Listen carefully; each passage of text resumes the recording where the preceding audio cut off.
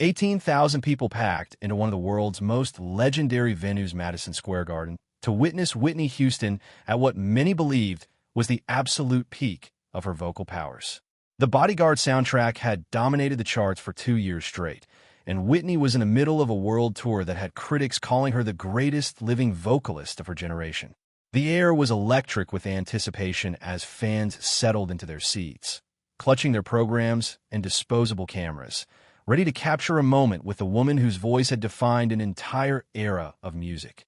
But what nobody in that arena knew, not the fans in the nosebleed sections, not the celebrities in the VIP boxes, not even Whitney's own band members waiting backstage, was that this night would become legendary for reasons that had nothing to do with her vocal range or her hit songs.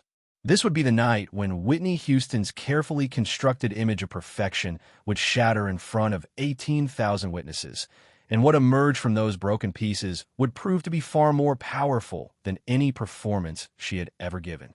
The evening started with all the hallmarks of a Whitney Houston concert in her prime. The lights dimmed, the crowd erupted, and Whitney appeared on stage in a stunning floor-length white gown covered in silver beading that caught the spotlight like thousands of tiny stars. Her opening number was a powerful rendition of "I'm Every Woman" that had the entire arena on their feet within the first 30 seconds.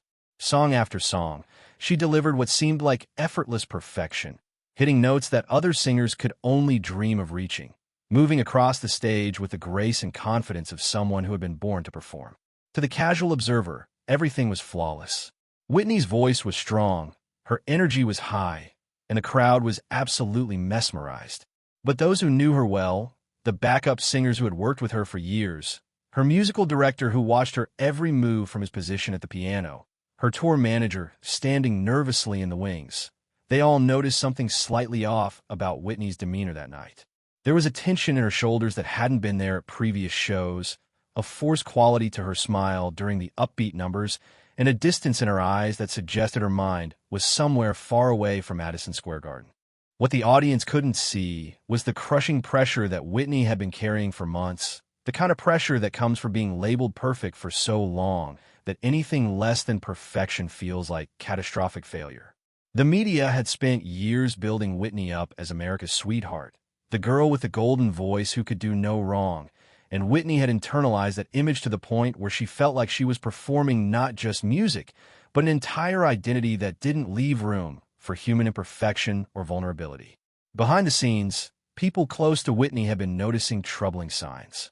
Her pre-show rituals, which had once involved simple vocal warm-ups and meditation, had become increasingly elaborate and anxiety-driven. She would spend hours alone in her dressing room, refusing to speak to anyone, sometimes sitting in complete silence as if gathering the strength to become the Whitney Houston that everyone expected to see. Her assistant, who had been with her since the beginning of her career, later recalled that Whitney seemed to be carrying the weight of millions of people's expectations on her shoulders, and that weight was becoming unbearable. The perfectionism that had made her great was starting to destroy her from the inside.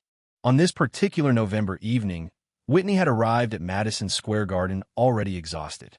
She had done 3 shows in 4 days, each one in a different city, and the grueling pace of the tour was taking its toll not just physically, but emotionally.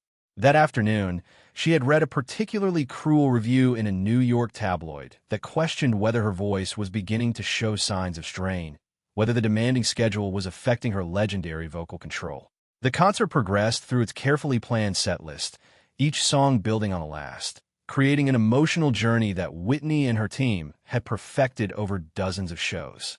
The audience was completely engaged, singing along to every word, cheering at every high note, giving Whitney exactly the kind of validation and adoration that had defined her entire career. But as the evening moved into its second hour, something began to shift in the energy of the room. It started subtly, a slight restlessness in one section of the floor seats, a commotion that security initially dismissed as just overly enthusiastic fans. But as Whitney began the opening notes of one of her most emotional ballads, a song that required complete silence and focus to deliver properly, the disturbance grew louder and more disruptive. In the 4th row, center section, a man in his 40s had been drinking steadily, since before the show started. His name was Marcus, and he had come to the concert with a chip on his shoulder and a point to prove, though even he probably couldn't have articulated exactly what that point was. Marcus represented a certain type of music fan who had turned against Whitney over the years.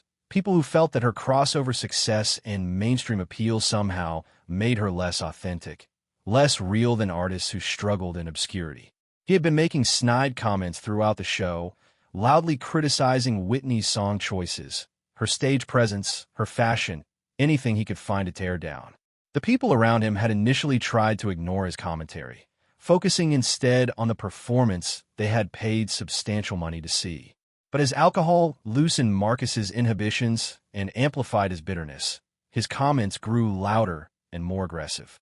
Whitney was midway through her performance of I Have Nothing, one of her most vocally demanding and emotionally vulnerable songs, when Marcus's voice cut through the music like a knife. The words he shouted were cruel and personal, attacking not just Whitney's talent, but her authenticity as a performer and as a person. He called her a fake diva, accused her of selling out, suggested that her success was manufactured rather than earned, and implied that her carefully maintained image of perfection was nothing but an elaborate lie. The section around Marcus went silent, shocked by the viciousness of his attack. Security immediately began moving toward him, ready to remove him from the venue before he could disrupt the show any further. But Whitney, standing at center stage with her microphone in hand, had heard every word. And unlike the thousands of other insults and criticism she had faced over the years, these particular words from this particular person at this particular moment hit something deep and raw inside her. Whitney stopped singing. The music continued for a few more bars as her band, confused by her sudden silence, tried to figure out what was happening. When they realized she had intentionally stopped, they gradually let the music fade into silence. 18,000 people held their breath as Whitney stood motionless on stage, her chest rising and falling with emotion, her eyes fixed on the man who had just tried to humiliate her in front of the world. This was the moment when everything could have gone in a dozen different directions. Security was ready to remove the heckler. Whitney's tour manager was speaking urgently into his headset, trying to figure out how to salvage the show. The audience was shifting uncomfortably, unsure whether they were witnessing a performance crisis or something more personal and painful.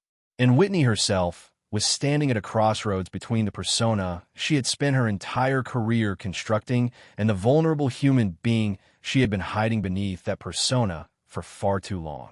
What happened next would become one of the most talked about moments in concert history, not because of any spectacular vocal performance or elaborate staging, but because of the raw humanity that Whitney chose to reveal in that instant. Instead of ignoring the heckler or allowing security to quietly remove him, instead of falling back on her professional training and continuing the show as if nothing had happened, Whitney made a decision that shocked everyone in that arena. She walked slowly to the front of the stage, her white gown trailing behind her like a bridal train, and she looked directly at Marcus with an expression that held no anger, no defensiveness, no trace of the diva persona that everyone expected. What she showed instead was something far more powerful and far more dangerous to her carefully constructed image. She showed vulnerability. Whitney's voice, when she finally spoke, was quiet enough that the microphone barely picked it up, forcing the entire arena to strain forward in their seats to hear what she was saying. She asked Marcus what his name was, and when he shouted it back with a mixture of aggression and surprise, she repeated it slowly, as if she was trying to remember the name of an old friend. Then Whitney did something that nobody, including Marcus himself, could have anticipated.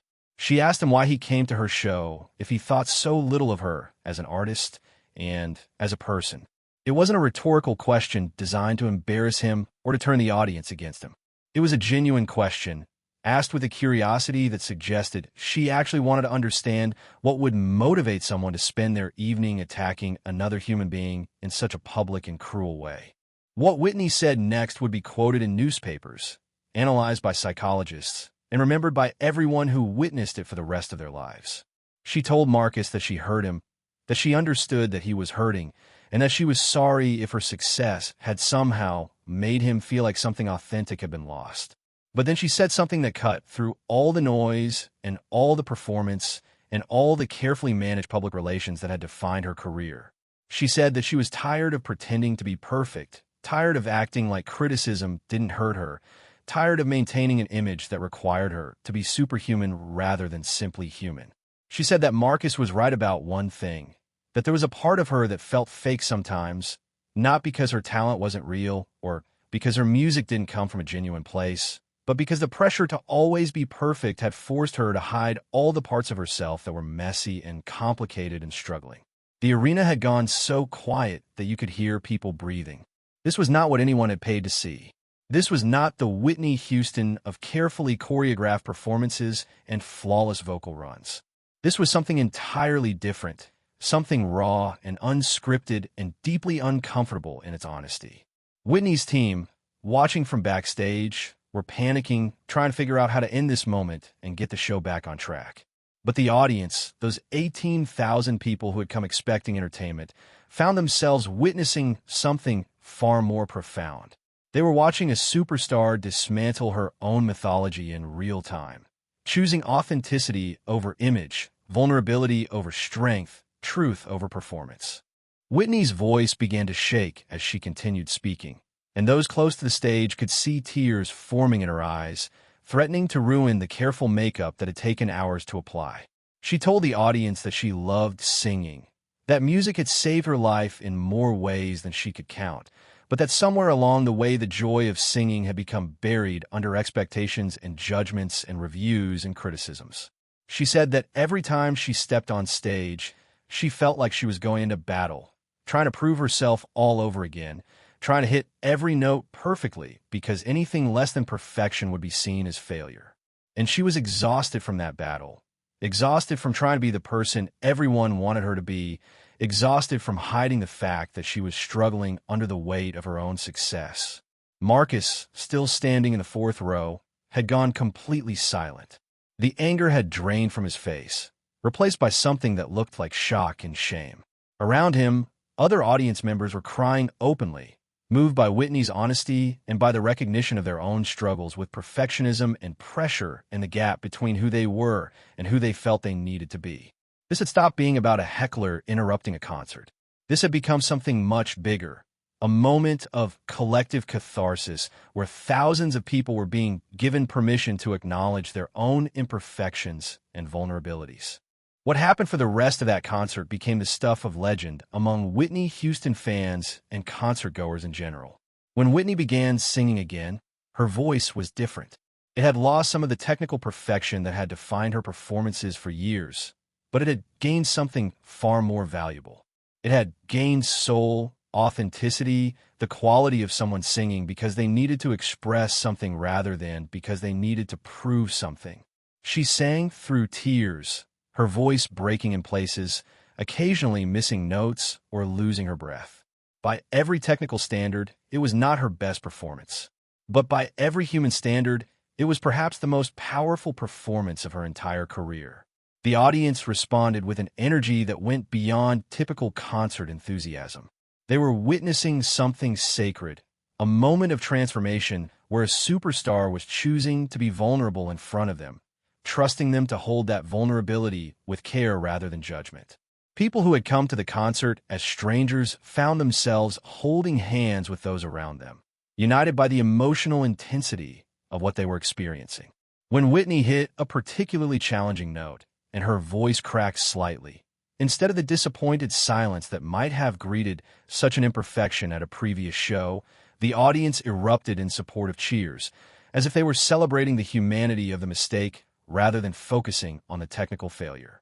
Marcus, who had started the evening as a heckler intent on tearing Whitney down, had become visibly emotional. Security had approached him during Whitney's speech, preparing to escort him out, but she had specifically instructed them to let him stay. Now he stood in his seat, tears streaming down his face, as the woman he had tried to humiliate showed him more grace and compassion than he had shown her.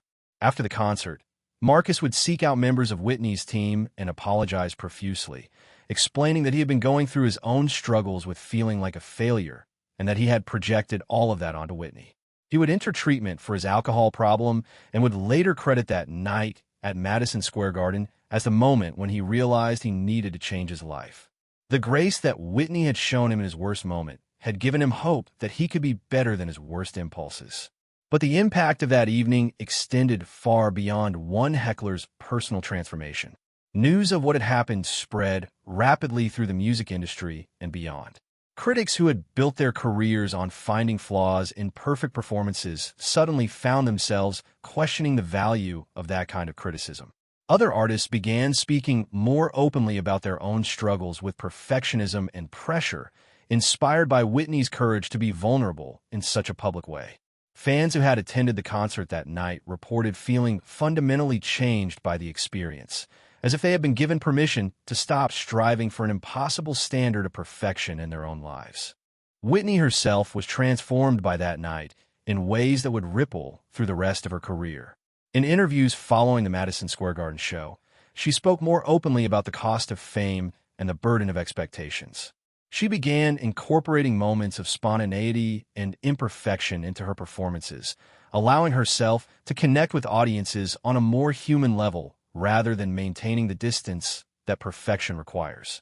Some critics complained that her technical precision had diminished, but her core fans recognized that something more important had been gained.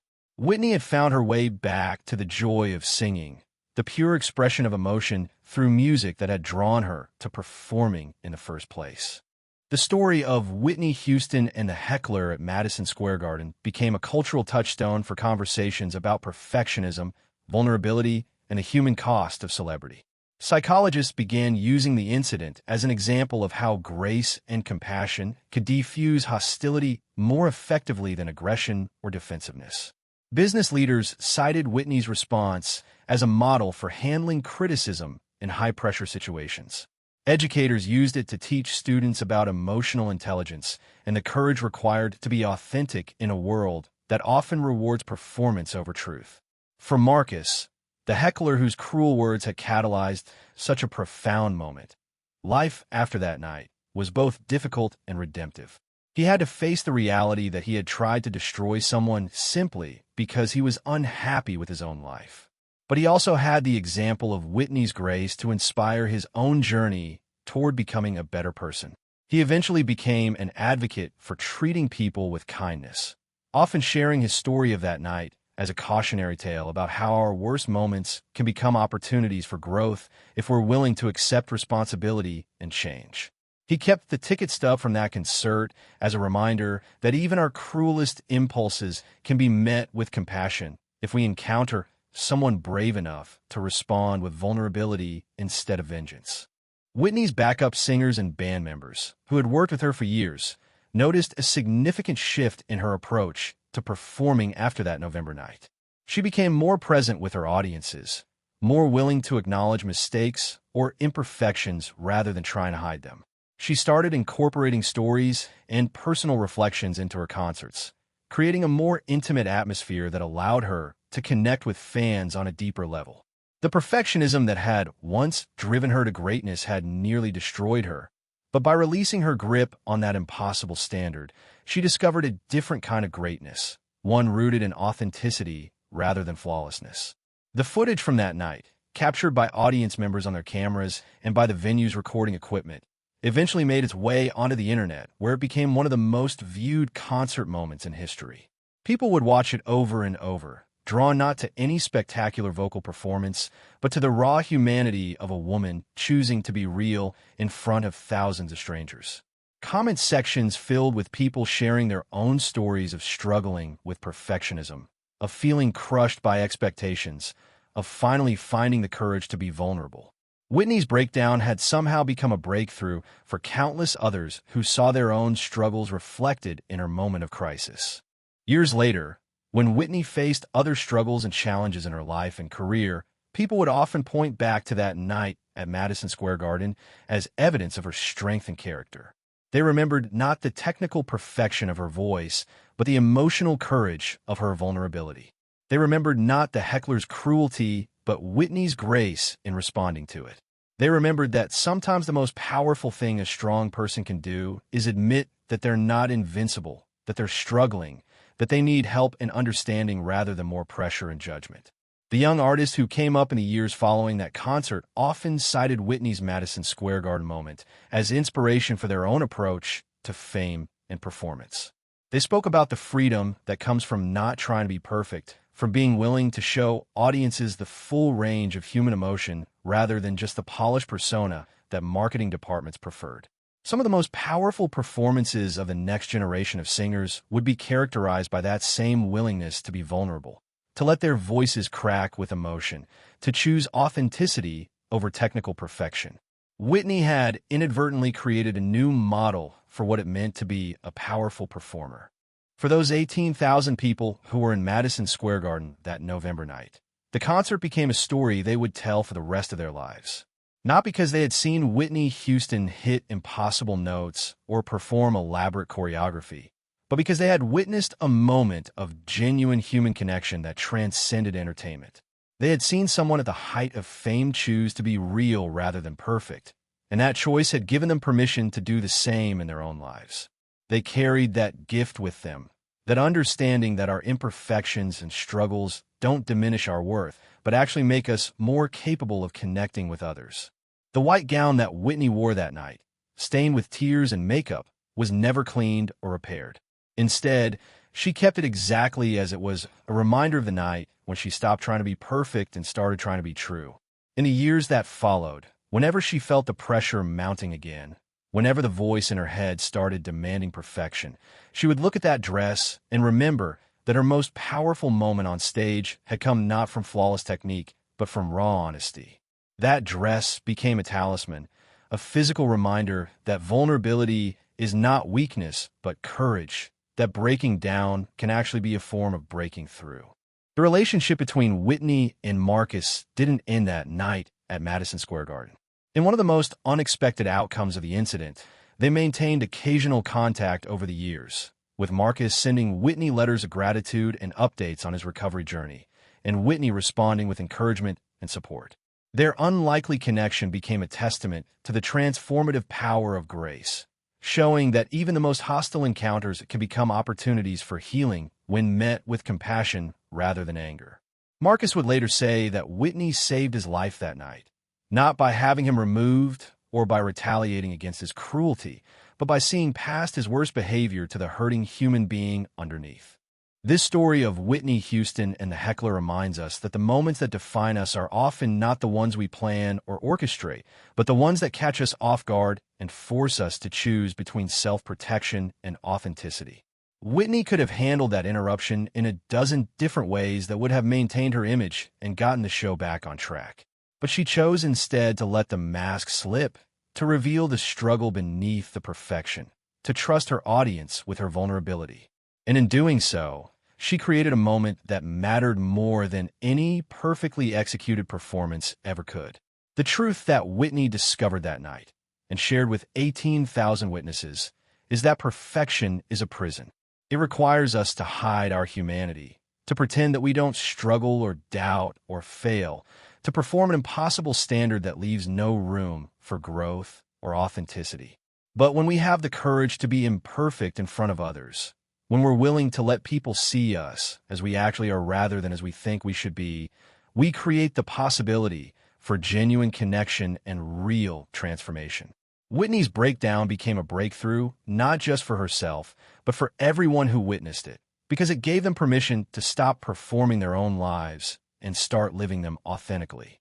For the heckler who sparked this entire incident, the lesson was equally profound. Marcus learned that night that the people we attack are often mirrors reflecting our own pain back at us, and that the grace others show us in our worst moments can become the catalyst for becoming our best selves. His cruel words, intended to tear Whitney down, had inadvertently created an opening for both of them to break free from the prisons they had built around themselves. Hers made of perfectionism and his made of bitterness and disappointment. The Madison Square Garden concert in November 1994 was supposed to be just another show on Whitney Houston's world tour, another opportunity for her to prove her status as one of the greatest vocalists of her generation. Instead, it became something far more significant, a moment when a superstar chose humanity over image, and in doing so reminded all of us that our imperfections are not flaws to be hidden, but essential parts of what makes us whole. Whitney Houston's voice that night may not have been technically perfect, but it was true, and that truth resonated far more powerfully than perfection ever could.